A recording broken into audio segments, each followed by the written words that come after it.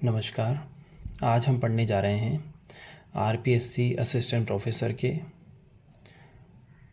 प्रथम प्रश्न पत्र के इकाई 5 में आधुनिक काल में लगे हुए निर्धारित पाठों में से जयशंकर प्रसाद की कामायनी से चिंता तथा श्रद्धा सर्ग, राम की शक्ति पूजा सूर्यकांत त्रिपाठी निराला और अंधेरे में गजानन माधव मुक्तिबोध। तो हम प्रारंभ करते हैं कामायनी से। यह रचना 1936 ईस्वी में प्रकाशित हुई। कामायनी 1936 ईस्वी में प्रकाशित हुई। कामायनी प्रत्यभिज्ञा दर्शन पर आधारित काव्य है, जिस पर अरविंद दर्शन और गांधी दर्शन का भी कुछ प्रभाव है। इसका कथानक कामायनी की कथा का आरंभ भयंकर जल प्लावन से बचे हुए मानव जाति के आदि पुरुष वैवस्वत मनु की व्यथा कथा से होता है। कामायनी में 15 सर्ग हैं। चिंता, आशा, श्रद्धा, काम, वासना, लज्जा, कर्म, ईर्ष्या, इड़ा, स्वप्न, संघर्ष, निर्वेद, दर्शन, रहस्य तथा आनंद। फिर से देखें, कामायनी 15 सर्ग हैं। चिंता, आशा, श्रद्धा, काम, वासना, लज्जा, कर्म, ईर्ष्या, इड़ा, स्वप्न, संघर्ष, निर्वेद, दर्शन, रहस्य तथा आनंद। अब हमारे पाठ्यक्रम में चूंकि चिंता और श्रद्धा सर्ग लगे हुए हैं, तो सर्वप्रथम चिंता सर्ग का सार देखते हैं। कथा का आरंभ चिंता सर्ग से होता है। वर्तमान मानव सृष्टि के पहले इस धरती पर देव सृष्टि हुआ करती थी। देव सृष्टि उन्नत एवं सर्व संपन्न सृष्टि थी। पूरे विश्व में जल प्लावन हुआ। देव सृष्टि उस जल प्लावन में विलीन हो गई। देव सृष्टि के अवशेष के रूप में मनु एवं श्रद्धा बच जाते हैं। जल प्लावन में मनु एक नौका पर सवार हो जाते हैं। नौका प्रलय की धार में बहते हुए हिमालय के समीप पहुंचती है।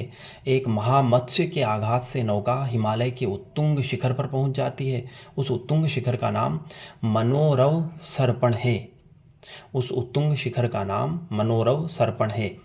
प्रलय के प्रवाह में देव जाति के विनाश एवं विनाश के कारणों का चिंतन करते हैं। इसीलिए इस सर्ग का नाम चिंता पड़ा है।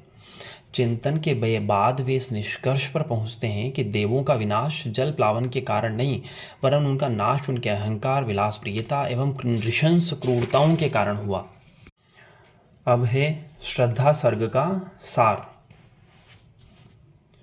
प्रकृति के वैभव को देखकर चिंतित मनु में आशा का संचार होता है। हिमालय की गुफा को अपना निवास बनाते हैं और यज्ञ करने लगते हैं। मनु एक दिन रात्रि में गुफा से निकले तो पूर्णिमा की शुभ्र चांदनी में प्रकृति के वैभव को देखते हैं। मंद मंद गति में शीतल और सुगंधित पवन ने उनके भीतर सुप्त वासनाओं को जागृत कर दिया। मनु की अभ्यर्थना स्वीकृत होती है और उनकी गुफा के समक्ष श्रद्धा उपस्थित होती है। श्रद्धा गंधर्वराज कामदेव की पुत्री है। ललित कलाओं को सीखने की ललक में हिमालय के समीपवर्ती गंधर्वों के देश में आती है। प्रलय के बाद वह हिमालय की श्रेणियों में फंस जाती है। एक दिन घूमते घूमते अचानक वह उस गुफा के समीप पहुंच जाती है, जहां देव सृष्टि के अवशेष के रूप में बचे मनु चिंता मग्न बैठे हुए हैं। श्रद्धा मनु से कहती है, तुम्हें देखकर आश्चर्य हो रहा है कि तुम इतने दुखी क्यों हो। तुम्हारे हृदय में यह कैसी वेदना है। अरे क्या तुम जीवन की जटिलताओं का अनुमान करके और उससे डरकर यहाँ आकर्मण्य हो तपस्वी बनकर तो नहीं बैठ गए हो। साथ ही साथ अगर काम से तुम झिझक रहे हो तो जान लो वह मंगलदायक है, श्रेयस्कर है और सारी सृष्टि उसी से उत्पन्न हुई है। और आगे बढ़कर श्रद्धा आह्वान करती है कि आओ तुम और मैं एक साथ मिलकर प्रलय के बाद बिखरी दिव्य शक्तियों को एकत्र कर एक नवीन सृष्टि का सृजन करें, मानव सृष्टि का निर्माण करें। मानव सृष्टि के निर्माण के आह्वान के बाद सृजित सृष्टि की रूपरेखा भी प्रस्तुत करती है। वह बताती है कि नवीन सृष्टि में सारी बुराइयां नहीं होगी जो देव सृष्टि में थी। मानव सृष्टि समरसता पर आधारित होगी। हमारी सृष्टि में द्वंद्व नहीं, सामरस्य होगा। अब है कामायनी से कुछ स्मरणीय तथ्य। इसका प्रकाशन हुआ 1935 ईस्वी में। शुरू में मैंने 1936 बोला है, कुछ जगहों पर 1936 भी लिखा है, लेकिन फाइनल 1935 मान लिया जाए तो बेहतर है। गोविंद पांडे में 1935 लिखा है। कुल सर्ग 15 है। सर्गों के नाम चिंता, आशा, श्रद्धा, काम, वासना, लज्जा, कर्म, ईर्ष्या, इड़ा, स्वप्न, संघर्ष, निर्वेद, दर्शन, रहस्य और आनंद। कामायनी में जो दर्शन है वो है प्रत्यभिज्ञा दर्शन या समरसता अथवा आनंदवाद। दर्शन का मूल स्रोत शैव दर्शन है। समरसता में ही शांति एवं आनंद है। यही कामायनी का मूलभूत दर्शन है। कामायनी की पूर्व पीठिका प्रेम पथिक रचना है। तो प्रेम पथिक रचना प्रकाशित हुई थी 1914 में। इसे कामायनी की पूर्व पीठिका कहा जा रहा है। और कामायनी में जिस आनंदवाद की प्रतिष्ठा हुई है उसकी अभिव्यक्ति प्रसाद एक घूंट नाट्य कृति में पूर्व में कर चुके थे। एक घूंट जो 1929 में प्रकाशित हुई। कामायनी का बाह्य ढांचा कामना 1937 की भांति है। तो कामायनी का बाह्य ढांचा कामना जो उनका नाटक है जो कि 1927 में प्रकाशित हुआ उसकी भांति बताया जाता है। कामना जो 1927 में प्रकाशित हुआ नाटक, उसमें संस्कृत के प्रबोध चंद्रोदय की भांति अन्योपदेशिक नाटक है वो। इसमें भावनाओं को नाटकीय पात्रों का रूप दिया गया है। कामायनी कथा का आधार ऋग्वेद, छांदोग्योपनिषद, शतपथ ब्राह्मण और श्रीमद् भागवत है। कामायनी में घटनाओं का चयन शतपथ ब्राह्मण से किया गया है। कामायनी एक रूपक काव्य है। कामायनी का प्रधान रस या अंगिरस श्रृंगार एवं शांत रस है। कामायनी का मुख्य छंद ताटंक छंद है। कामायनी की रचना में 7 वर्ष लगे थे। चिंता सर्ग का प्रकाशन 1928 के अक्टूबर माह में सुधा में प्रकाशित हुआ था, जबकि पुस्तकाकार ये 1935 में आई थी। कामायनी की नायिका श्रद्धा है। यह काम के गोत्र से उत्पन्न हुई ऋषि कन्या है। काम की पुत्री होने के कारण इसकी कामायनी संज्ञा है। मनु ने इसे बसंत के दूत कहा है। ईड़ा सारस्वत प्रदेश की जननायिका है। यह देवताओं की बहन है। ब्राह्मण ग्रंथों में इसे मनु की दुहिता कहा गया है। ईड़ा प्रतीक रूप में व्यवसायत्मिका बुद्धि है। यह तर्कमयी है। कामायनी के पात्रों की प्रतीकात्मकता मनु मन या मनन शक्ति का प्रतीक है। श्रद्धा हृदय के प्रतीक है। नवजागरण के प्रतीक भी कहा जाता है। ईड़ा बुद्धि के प्रतीक है। व्यवसायत्मिका बुद्धि के प्रतीक है। मानव आधुनिक पीढ़ी का प्रतीक है। आकुली और किरात ये राक्षसी वृत्तियों का प्रतीक है। सोमलता भोग का प्रतीक है। वृषभ जो कि सफ़ेद रंग का सांड है ये धर्म का प्रतीक है। यदि छंद की बात करें तो चिंता सर्ग में आल्हा या वीर छंद मुख्य रूप से है। इस सर्ग में आगे जाकर पादाकुलक छंद का प्रयोग भी हुआ है। इसके अतिरिक्त श्रद्धा सर्ग में लावनी छंद का प्रयोग मुख्य रूप से हुआ है। तो चिंता सर्ग में आला या वीर छंद तथा पादाकुलक छंद का प्रयोग हुआ है, जबकि श्रद्धा सर्ग में लावनी छंद का प्रयोग मुख्य रूप से हुआ है। अब हम देखते हैं कामायनी पर विभिन्न विद्वानों की राय क्या है। निराला ने कहा है रहस्यवाद का पहला महाकाव्य। निराला ने कामायनी को रहस्यवाद का पहला महाकाव्य कहा है। रामचंद्र शुक्ल ने मानवता का रसात्मक इतिहास कहा है। रामचंद्र शुक्ल ने मानवता का रसात्मक इतिहास कहा है कामायनी को। शांतिप्रिय द्विवेदी ने छायावाद का उपनिषद कहा है। मुक्तिबोध ने कामायनी को एक फैंटेसी कहा है। नंद दुलारे वाजपेयी ने कामायनी के लिए कहा है नए युग का प्रतिनिधि महाकाव्य, जबकि नामवर सिंह ने आधुनिक सभ्यता का प्रतिनिधि काव्य कहा है कामायनी को। डॉक्टर नगेंद्र ने मानव चेतना के विकास का महाकाव्य कहा है कामायनी को। डॉक्टर नगेंद्र ने कामायनी को मानव चेतना के विकास का महाकाव्य कहा है, जबकि नामवर सिंह ने कहा है कि कामायनी में लज्जा का जो चित्रण हुआ है वह संपूर्ण भारतीय साहित्य में दुर्लभ है। रामचंद्र शुक्ल ने कहा है कि कामायनी का महाकाव्य असंदिग्ध है। रामचंद्र शुक्ल ने कहा है कामायनी का महाकाव्य असंदिग्ध है।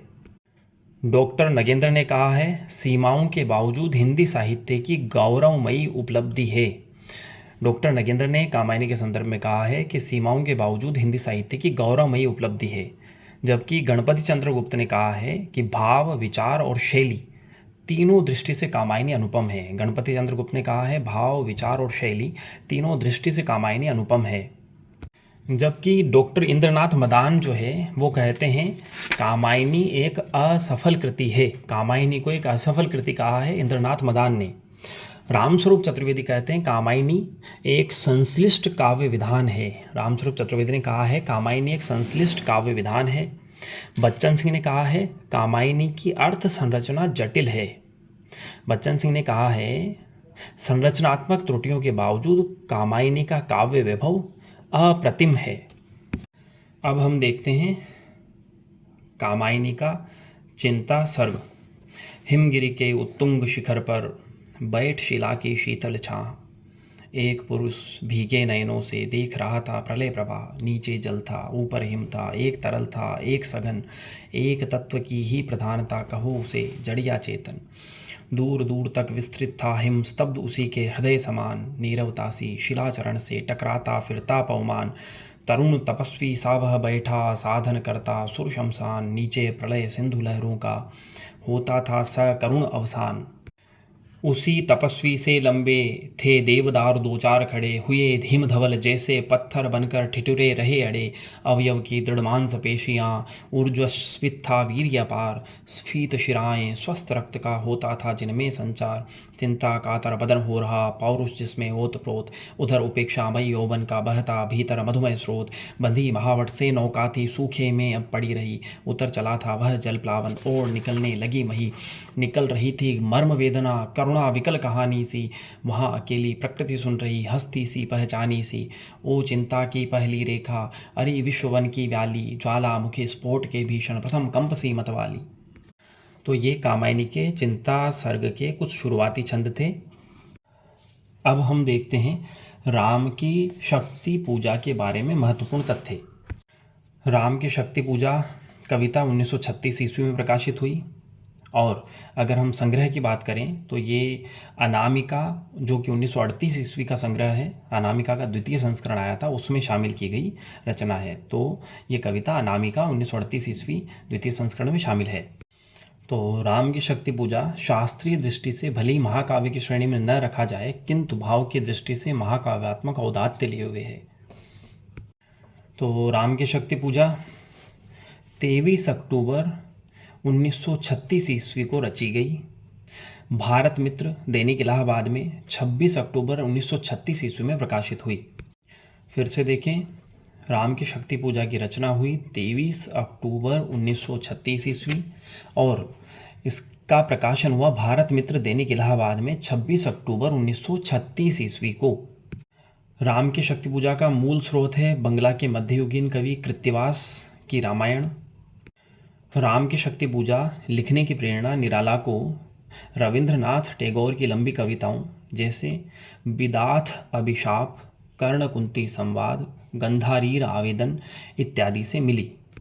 अनामिका की भूमिका में निराला ने लिखा है कि राम की शक्ति पूजा की कल्पना श्री रामकृष्ण परमहंस के अनुकूल है। अब हम देखें अगर, तो राम की शक्ति पूजा 11 अनुच्छेदों में लिखी गई है। राम की शक्ति पूजा में 11 अनुच्छेद हैं, जिनका संक्षिप्त ब्यौरा इस तरह से देख सकते हैं हम। सर्वप्रथम प्रथम अनुच्छेद, 18 पंक्तियों का यह अनुच्छेद राम रावण के अनिर्णित युद्ध की स्थिति का वर्णन है। राम के पास दिव्यास्त्र होने के बावजूद रावण की सेना पर विजय न मिलना, सुग्रीव, अंगद, विभीषण, गवाक्ष, गए, नील सभी का हनुमान को छोड़कर संज्ञा शून्य होना, हनुमान का राम को आशा का संचार करना। फिर है द्वितीय अनुच्छेद, राम रावण दोनों पक्षों के योद्धाओं के अपने अपने शिविरों में लौटने का वर्णन है। राम की तुलना दुर्गम पर्वत से की गई है। वातावरण प्रशांत था, लक्ष्मण चिंताग्रस्त थे, राम के नेत्र ऐसे दीप्त हो रहे थे मानो दूर क्षितिज के निकट दो तारिकाएं टिमटिमा रही हों। फिर तीसरा अनुच्छेद, इस सूचनात्मक अनुच्छेद में वानरी सेना को उनके निवास स्थान पर भेजे जाने, एक धवल शैलखंड पर राम के बैठने, हनुमान द्वारा राम के हस्त पद प्रक्षालन हेतु स्वच्छ जल लाना, विभीषण, जामवंत, सुग्रीव का राम के समक्ष बैठना, राम के चरणों के पास हनुमान के बैठने और राम के मुखमंडल को एकटक देखने का वर्णन हुआ है। फिर है चौथा अनुच्छेद, लक्ष्मण का राम के पीछे और हनुमान का उनके चरण कमलों में बैठने का वर्णन है। चतुर्थ अनुच्छेद नंदकिशोर नवल के शब्दों में बड़ा भी है और महत्वपूर्ण भी, तथा यह सूचनात्मक न होकर वर्णनात्मक है। इसमें राम के सैन्य शिविर के परिवेश, राम की मनोदशा, सीता से प्रथम मिलन की स्मृतियाँ, आज के युद्ध में मिली असफलता एवं उससे उत्पन्न उनकी आशंका एवं व्याकुलता का वर्णन है। नंदकिशोर नवल कहते हैं कि जिन पंक्तियों में निराला ने शिविर के इर्द गिर्द का वर्णन किया है वह राम की शक्ति पूजा की सर्वाधिक प्रसिद्ध पंक्तियां हैं, जैसे हे अमानिशा उगलता गगन घन अंधकार। सीता स्मृति का प्रसंग उनके सर्वाधिक सुंदर प्रसंगों में है। फिर है पांचवा अनुच्छेद, सबसे दीर्घ अनुच्छेद है, जिसमें निराला ने हनुमान पर राम के रोने की प्रतिक्रिया का वर्णन किया है। इस अनुच्छेद में राम के दास हनुमान का महत्व रूपायित हुआ है। फिर है छठा अनुच्छेद, छठे अनुच्छेद में विभीषण की दीर्घ संवाद है। 7वें अनुच्छेद में राम की व्यवस्था, नेत्रों से अश्रु प्रवाहित होना, रावण के आमंत्रण पर शक्ति का उधर जाना, अन्याय जिधर है उधर शक्ति इत्यादि का वर्णन हुआ है। 8वें अनुच्छेद में जामवंत का राम को शक्ति का आह्वान के लिए शक्ति की उपासना का संदेश देना और जामवंत के सुझाव से सभी का प्रसन्नचित होना तथा राम का मुख कमल भी खिल उठने इत्यादि का वर्णन हुआ है। 9वें अनुच्छेद में राम की शक्ति पूजा का विधान किया गया है। 10वें सबसे महत्वपूर्ण अनुच्छेद में राम की शक्ति पूजन, राम की 5 दिनों तक साधना तप और छठे दिवस को महाशक्ति का परीक्षा लेने हेतु इंदिवर को चुराने और राम का स्वयं को विलाप करते हुए धिक्कारने का वर्णन हुआ है। फिर है 11वां अनुच्छेद। 11वें अनुच्छेद में राम का अपने नेत्र को इंदिवर मानते हुए एक नयन निकालकर महाशक्ति के चरणों में प्रस्तुत करने के लिए उद्धत होना और तत्क्षण महाशक्ति का प्रकट होना और कहना, होगी जय है पुरुषोत्तम नवीन, कह महाशक्ति राम के बदन में हुई लीन। अब राम की शक्ति पूजा पर आलोचकों के प्रसिद्ध कथन देखते हैं। सर्वप्रथम नंदकिशोर नवल के कथन। नंदकिशोर नवल ने कहा है, शक्ति पूजा पत्नी प्रेम की कविता है। सरोज स्मृति के रूप में पुत्री प्रेम की कविता लिखना एक क्रांतिकारी कार्य था, वैसे ही शक्ति पूजा के रूप में पत्नी प्रेम की कविता लिखना भी एक क्रांतिकारी कार्य है। नंदकिशोर नवल ने कहा है, यह कविता चूंकि एक कथात्मक कविता है इसलिए संश्लिष्ट होने के बावजूद इसकी संरचना अपेक्षाकृत सरल है। इसके अतिरिक्त राम की शक्ति पूजा की श्रेष्ठता का एक बहुत बड़ा कारण उसमें पाई जाने वाली नाटकीयता है। यह नाटकीयता उसकी घटनाओं में भी है, उसके चरित्रों में भी, उसके भाव में भी और उसमें प्रयुक्त संवादों की भाषा में भी। पूरी कविता एक नाटक की तरह है जिसमें एक क्रम से सारे दृश्य रंगमंच पर प्रत्यक्ष होते हैं। इसके बाद है राम की शक्ति पूजा आज खड़ी बोली की सर्वोत्कृष्ट काव्य कृति ही नहीं, सर्वाधिक उदात्त काव्य कृति के रूप में भी मान्य है। ये कहा है सभी नंदकिशोर नवल ने। फिर है राम की शक्ति पूजा के संदर्भ में नामवर सिंह का मत। नामवर सिंह ने कहा है, राम की शक्ति पूजा में एक रीतिबद्ध भाषा की चमक, लालित्य, प्रसन्नता आदि गुण भले ही न हों, किंतु वह प्राण शक्ति असंदिग्ध है जो सृजनशीलता की अनिवार्य शर्त है। अब देखते हैं डॉक्टर रामविलास शर्मा के कथन। डॉक्टर रामविलास शर्मा ने कहा है, निराला की कविता में सुघर स्थापत्य के सौंदर्य के 3 श्रेष्ठ उदाहरण है, तुलसीदास, राम की शक्ति पूजा और सरोज स्मृति। निराला के राम तुलसीदास के राम से भिन्न और भवभूति के राम के निकट हैं। रामविलास शर्मा ने कहा, राम की शक्ति पूजा में 2 कविताओं का सार तत्व है, तुलसीदास और सरोज स्मृति। राम की शक्ति पूजा पर कुछ आक्षेप भी लगे, वो इस प्रकार से हैं। नंद दुलारे वाजपेयी ने कवि निराला पुस्तक में कहा, राम की शक्ति पूजा की आरंभ की पंक्तियों में भाषा की ऐसी कवायद है जिसका समर्थन केवल यह कहकर किया जा सकता है कि हिंदी में ऐसी भाषा लिखी जा सकती है।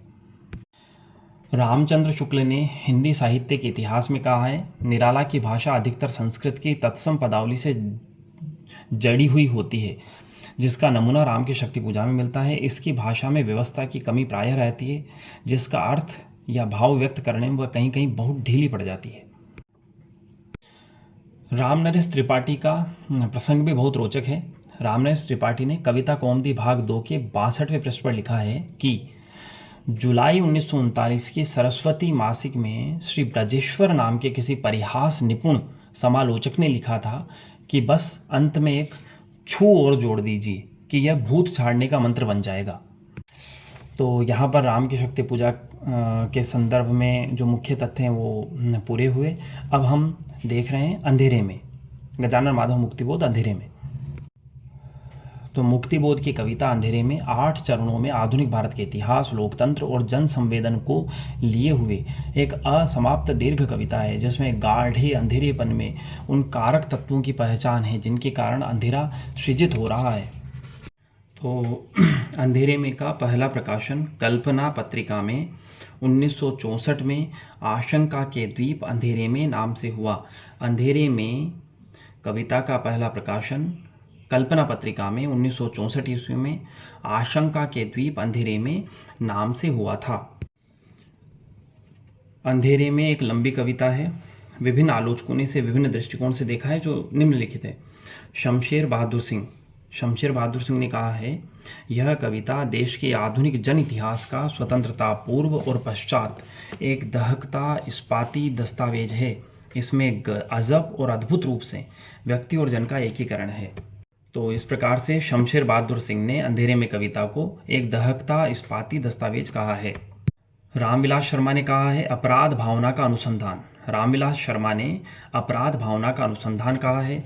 नामवर सिंह ने अंधेरे में को अस्मिता की खोज कहा है। नामवर सिंह ने अस्मिता की खोज कहा है। इंद्रनाथ मदान ने आत्म संशोधन का अनुसंधान कहा है। इंद्रनाथ मदान ने आत्म संशोधन का अनुसंधान कहा है। निर्मला जैन ने अंतःस्थल का विप्लव कहा है। निर्मला जैन ने अंधेरे में कविता के बारे में कहा है अंतःस्थल का विप्लव।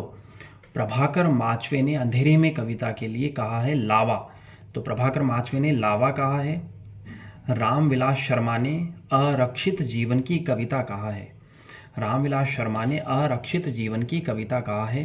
राम स्वरूप चतुर्वेदी ने कहा है कि अंधेरे में के लंबे खंडों में कवि की समस्या है समाज के उत्थान पतन और आंदोलन के बीच अपनी रचना के प्रेरक तत्वों का अभिज्ञान। रचना कैसे बाहर से अंदर आती है और फिर कैसे बाहर दूर दूर तक परिव्याप्त हो जाती है। रामस्वरूप चतुर्वेदी ने कहा है अंधेरे में के लंबे खंडों में कवि की समस्या है समाज के उत्थान पतन और आंदोलन के बीच अपनी रचना के प्रेरक तत्वों का अभिज्ञान। रचना कैसे बाहर से अंदर आती है और फिर कैसे बाहर दूर दूर तक परिव्याप्त हो जाती है। मुक्तिबोध ने फैंटेसी को निम्न ढंग से परिभाषित किया है। ज्ञान गर्भ फैंटेसी द्वारा सार रूप में जीवन की पुनर्रचना करता है।